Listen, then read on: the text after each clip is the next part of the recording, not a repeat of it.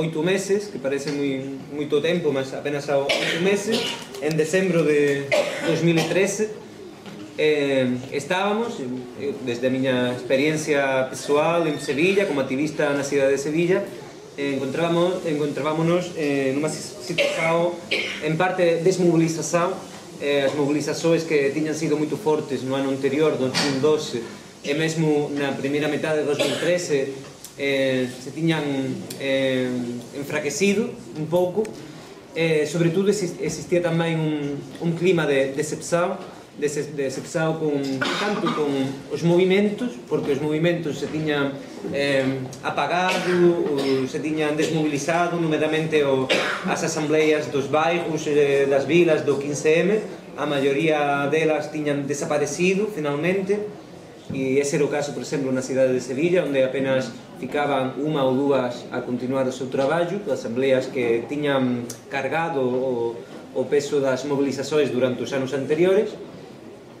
E sobre todo tamén unha decepción con o sistema partidario. As forzas, nomeadamente as forzas de esquerda, que se esperaba delas que recogieran as reivindicações populares, non só nas cuestións programáticas, mas tamén nas cuestións organizativas, de representación, as cuestións tamén de democracia interna, de ruptura, en definitiva, con o regime do 78, con o regime establecido en España. Existe unha decepción moito grande en torno destas questões. E é por iso que, por exemplo, eu formaba parte da, como dicía Nuno, da plataforma de auditoría cidadá dívida. Tamén traballaba na asamblea do meu bairro de Triana, en Sevilla, e para alén diso já tiñamos, acho que tamén aquí, tiñamos comprobado nos movimentos como a parte de autogestão chegaba até onde podía chegar, mas sabíamos que os principais problemas das nosas vidas, os principais problemas da maioría da gente non podían ser resolvidos apenas con a autogestão fora das instituições. Do outro lado, tiñamos comprobado tamén como os partidos, os organismos do Estado, os organismos políticos non respondían de nenhuma maneira ás reivindicações populares, ás reivindicações que se expresaban nas mobilizações. Somente con máis represao, con máis autoritarismo. Agora, por exemplo, acaba de ser aprobada en España a Lei Mordaza, le chaman, que é unha lei que castiga moito máis fortemente as mobilizações, as manifestações, as greves e tudo iso. Inclusive o direito de reunión. É mesmo o direito de reunión, sí. E, portanto, precisábamos en 2013, por exemplo, eu facía parte de Alternativas desde Abajo, que era unha iniciativa que pretendía unificar diferentes movimentos de base en todo o Estado para plantear unha iniciativa electoral que correspondese aos principios de democracia directa, máis ou menos, tamén que recoller todas as aspirações e demandas dos movimentos sociais. Mas, porém, naquela altura, Alternativas desde Abajo já tiña fracasado na maior parte do territorio e apenas en Madrid tiña fructificado un bocadinho. Todo isto era o contexto de decembro de 2003. Precisábamos unha ilusão, sobre todo, unha ilusão colectiva, si se puede, que tiña sido o lema das mobilizações pela habitação, que era unha mensaxe positiva que afirmaba a posibilidade de mudar as nosas condições.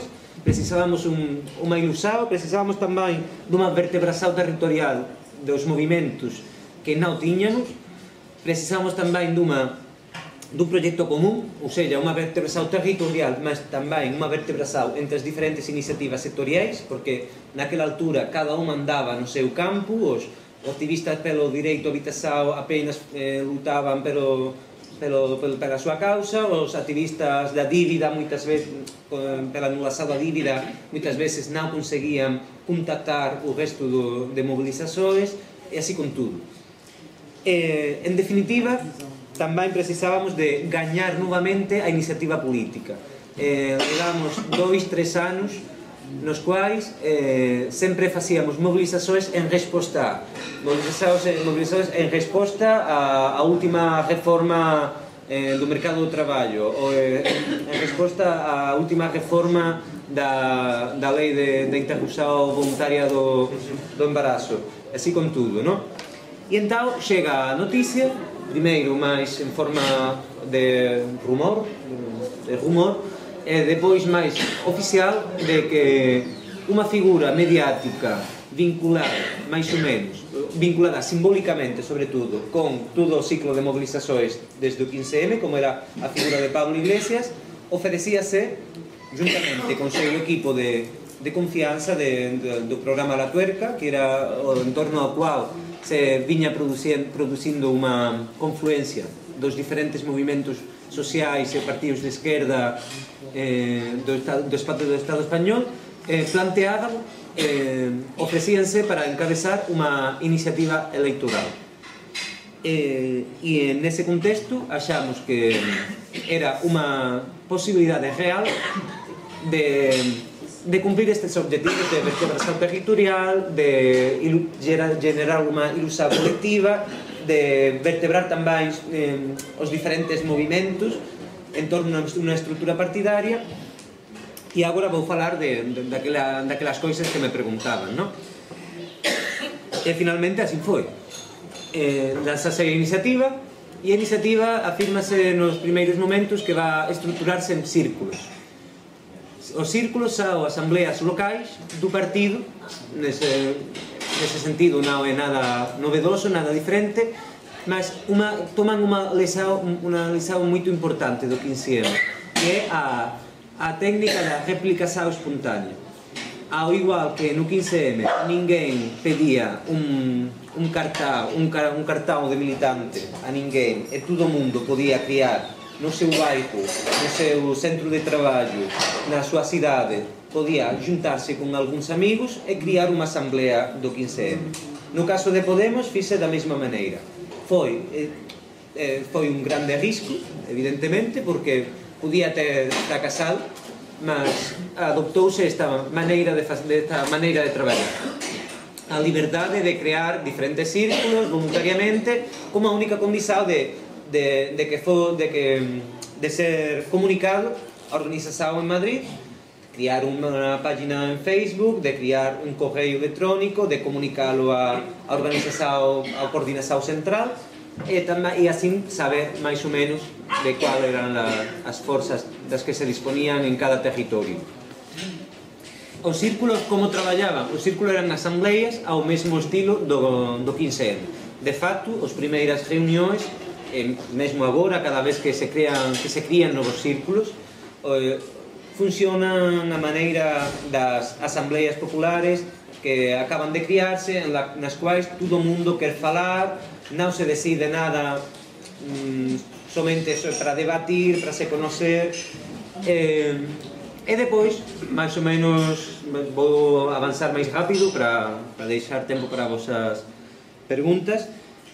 Foi nestes círculos onde se debatiu en primer lugar o programa. O programa lanzouse un borrador, como se dice, un cuaderno? Bueno, unha primeira versión provisional do programa, moito simples, e foi lanzada a todos os círculos. Já existía máis de 100 nos primeiros... En que data foi? Foi... Cando foi? Febreiro de... Sí, apenas un mes depois da criación oficial de Podemos. Lanzou o programa foi debatido pelos círculos, e non só iso, porque tamén do 15M había unha lição moito importante, e era a parte máis tecnopolítica, digamos. Tudo o que ten que ver con as novas tecnologías, a participación online, as novas ferramentas de elaboración colectiva de documentos, de tudo iso, e foi posto en práctica. Por tanto, había un tempo para o debate presencial das asambleas, e depois tamén unha parte para cada un poder facer as aportações que quiser pelas redes.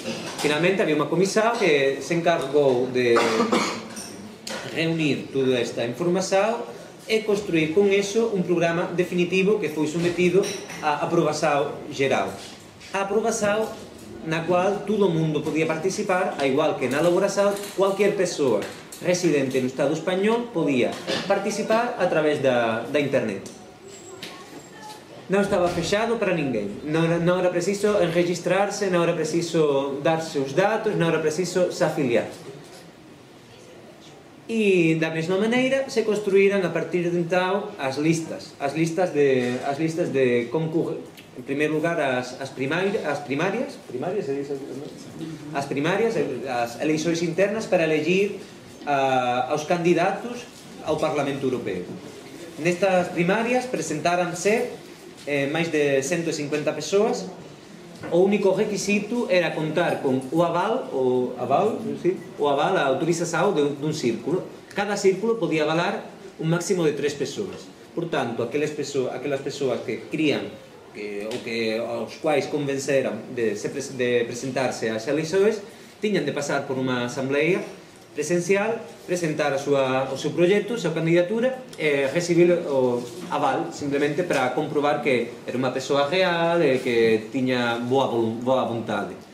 Depois disso, foran 150 persoas as candidatas, se fixe unha votación online na cual cada persoa podía elegir 5 persoas da lista e unha cabeza, o primeiro deles, non?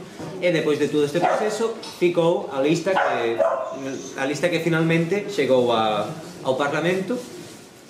A cabeza de lista, como era esperável, o primeiro deles foi Pablo Iglesias, que era a figura máis mediática e a que tiña tido unha lideranza maior no proceso, mas tamén entraran moita xente que normalmente non podería entrar numas listas para unhas eleições europeas de cualquier outro partido.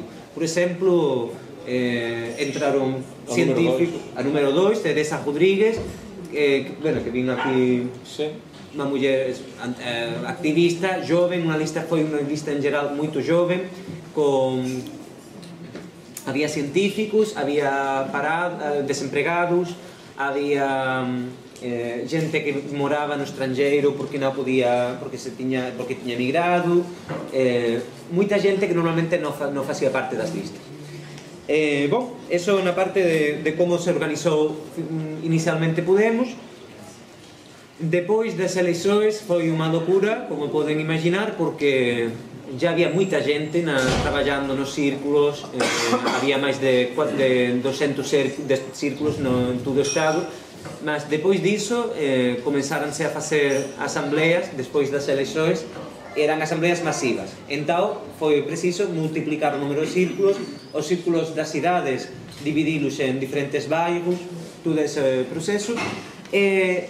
Por tanto, foi un desbordamento voluntario en parte, porque o principal proxecto de Podemos era o desbordamento do todo o sistema e por tanto tamén das propias estruturas iniciais.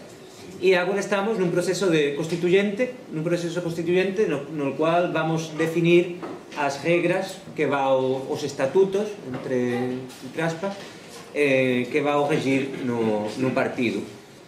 Sei que no programa, por destacar alguma das liñas, o Pedro já falou dunha delas, que era a Auditoría Cidadá da Dívida.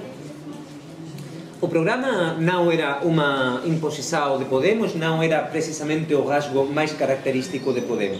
Certamente o programa era moito parecido ao de outras formações que concurrían nesas eleições. O característico do programa eran dúas cousas. A primeira, a forma en que foi elaborado, foi o primeiro programa elaborado de forma completamente aberta as aportações de cualquier cidadão. E, de outro lado, era un programa que non se ajustaba, e con iso recebemos moitas críticas durante a campaña, non se ajustaba estrictamente ás competencias do Parlamento Europeo, porque nunca pretendimos que fose así.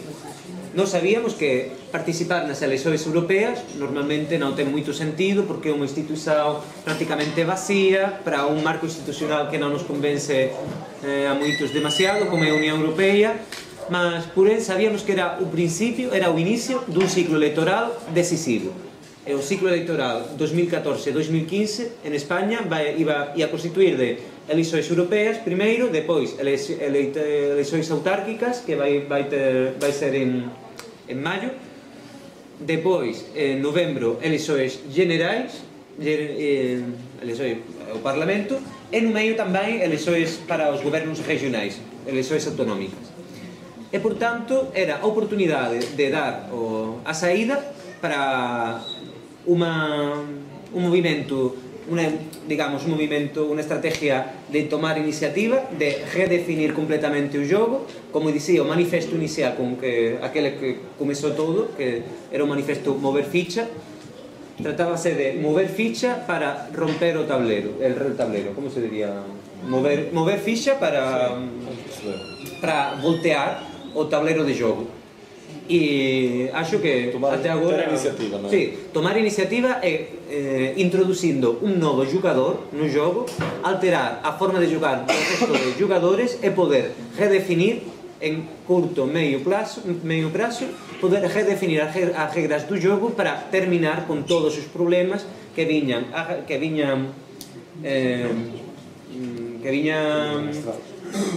lastrando as posibilidades de regeneración democrática, de luta contra a austeridade, de tudo iso. E bon, vou terminar con isto e já vamos a abrir o debate, porque senón falo muito.